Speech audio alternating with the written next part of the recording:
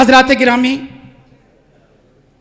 अब आज के इस प्रोग्राम को आगे बढ़ाने के लिए, सिलसिले को दराज करने के लिए मैं हिंदुस्तान के उस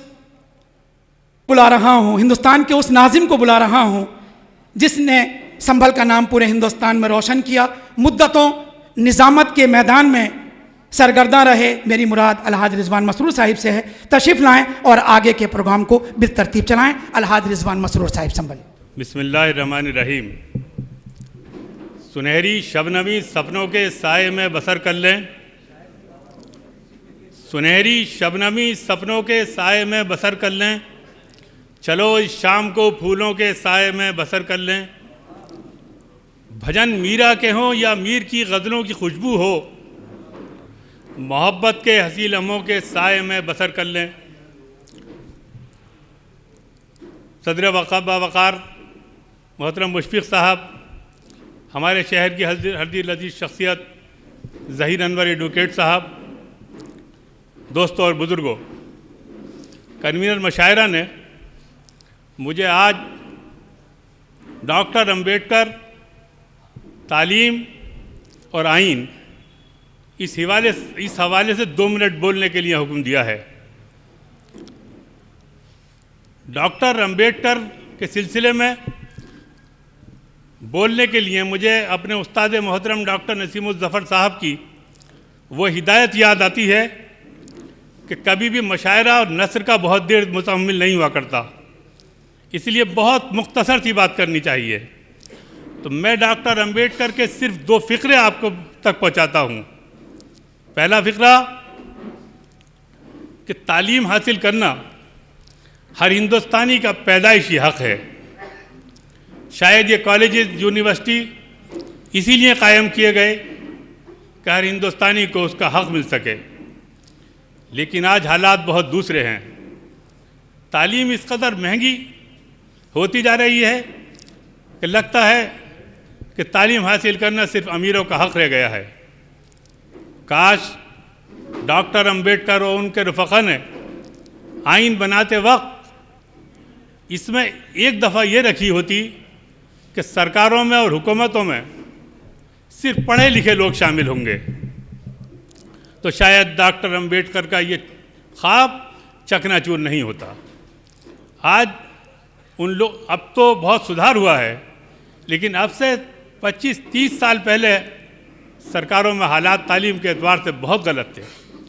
मुझे याद आता है गालिबन 74-75 में बाराबंकी के कस्बे में एक मुशायरा था। वहाँ जब ये असम्बली का इलेक्शन हुए थे उत्तर प्रदेश में, तो वहाँ के जो मकामी एमएलए थे, एहतरामन उनकी सदारत थी। कुछ वो मुशायरा रफ़ी अहमद किदवाई साहब के हवाले से था। उनके सिलसिले में बहुत अच्छी गुफ्तगू की लोगों ने रफ़ी अहमद किदवाई पे। जब सदर मोहतरम को खुतबे सदारत के लिए बुलाया गया तो उन्होंने फरमाया, रफ़ी साहब के गाने मुझे भी बहुत पसंद हैं। आज हालात ये हैं। दूसरी बात, आइन के एतबार से मुझसे कुछ बोलने के लिए कहा गया है। तो डॉक्टर अम्बेडकर ने कॉन्स्टिट्यूशन असेंबली में बोलते हुए कहा था, the country who did not protect the rights of its minorities cannot progress much। जो मुल्क, जो हुकूमत अपने अक़लियतों के हुकूक़ की हिफाजत नहीं करेगी, वो बहुत देर तक तरक्की नहीं कर सकती। आज का ये मुशायरा इसलिए भी और अहमियत का हामिल है कि कल 27 तारीख को मिर्ज़ा गालिब की एनिवर्सरी है। गालिब हिंदुस्तानी समाज के उस इन्हिताती दौर की पैदावार था जहाँ दम तोड़ती हुई मुगलिया तहजीब थी, टमटमाते हुए चराग़ सल्तनत दिल्ली थे, नए आज़र नए सनम जन्म ले रहे थे, तुर्राह इम्तियाज़ नीलामी के बाज़ारों पर चढ़ाए जा रहे थे। पुरानी दिल्ली की मसाजिद की मीनारों से अशहदु अन ला इलाहा इल्लल्लाह की आवाज़ें भी थीं, मरहटवाड़ा से हर हर महादेव के नारे भी थे, पंजाब से सत श्री अकाल की गूंज भी थी। लेकिन गालिब गर्दिश अय्याम के मैखाने में बैठा इन सब से बहुत दूर कोई यूँ गुफ्तगू कर रहा था, गर्चे दुश्वार है हर कार का आसान होना, आदमी को ही मैसर नहीं इंसान होना। उस्ताद मोहतरम की हिदायत से के मुताबिक मैं बहुत जल्द ये मुशायरा, इस मुशायरे के नाज़िम में मुशायरे के हवाले करना चाहता हूँ। मुझे जैसा कि हुक्म दिया गया है कि नाते पाक के लिए एक मोहतरम शायर से मैं दरख्वास्त करूँ।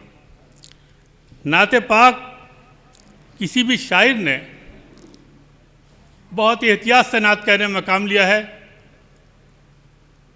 तस्नीम फारूकी लखनवी ने कहा था, तेरे तस्करे के काबिल मेरी आजिज़ी कहाँ है, तेरा नाम है मोहम्मद, तेरा जिक्र आसमां है। अमेरिका में माइकल हार्ड ने एक किताब लिखी, 100 ग्रेटेस्ट ऑफ द वर्ल्ड। उसने पूरी दुनिया की बड़ी बड़ी लाइब्रेरी छानी और दुनिया के 100 अजीम इंसानों के नाम तलाश किए। उसने सबसे पहले नबी करीम सल्लल्लाहु अलैहि वसल्लम का नाम सबसे अजीम नाम सबसे पहले दिया अपनी किताब में। उस किताब का जब इजरा हुआ, दुनिया भर की मीडिया थी, उससे पूछा कि आपने हज़रत मोहम्मद सल्लल्लाहु अलैहि वसल्लम का नाम सबसे महान आदमियों में कैसे लिखा। तब उसने बताया कि मैं आपकी सीरत पढ़ रहा था, मुझे एक वाक़ा मैंने पढ़ा कि सरकार बैठे हुए थे, एक सहाबी बहुत परेशान आए और उन्होंने कहा कि मेरा बच्चा सुबह से नहीं मिल रहा है, आप दुआ फरमा दीजिए। आपने हाथ उठाए, तभी एक आदमी ने, वहाँ से बैठे हुए एक साहबी ने कहा, तेरा बच्चा फला बाग में खेल रहा है। वो बहुत तेज़ी से पलटे अपने बच्चे की मोहब्बत में। आपने मुझे आवाज़ दी और ये कहा, सुनो, तुम्हारा बच्चा तुम्हें नहीं मिला है बहुत देर से और तुम तड़प रहे हो, जाना और अगर वो वहाँ हो तो बेटा मत कहना, उसका नाम लेना। हो सकता है उन बच्चों में कोई बच्चा यतीम हो और उसे ये परेशान, ये तकलीफ़ हो कि मेरा बाप भी होता तो मुझे बेटा कहता।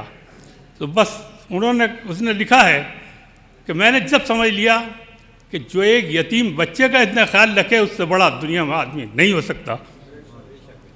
माइकल हार्ट यहीं न रुकता, वो लिखता है, इट वाज द मोहम्मद साहब सल्लल्लाहु अलैहि वसल्लम we established the society, was the first time in the history of the world we established society on the base of the principal.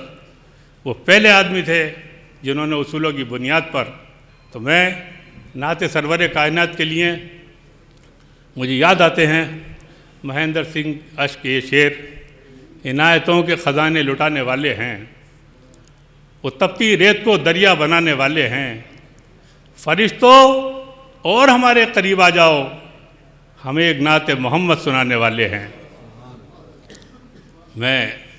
मुझे बहुत ही मसरत का एहसास हो रहा है कि मैं एक ऐसे मुतरन्निम शायर की खिदमत में हाजिर हो रहा हूँ जिसकी आवाज़ सुनकर नरमरो दरिया की सुबह खरामी और रात के आखिरी लम्हों में फूल की पत्ती के बदन पर पड़ती हुई ओस की धमक, दोनों का तसव्वुर एक साथ उभरता है।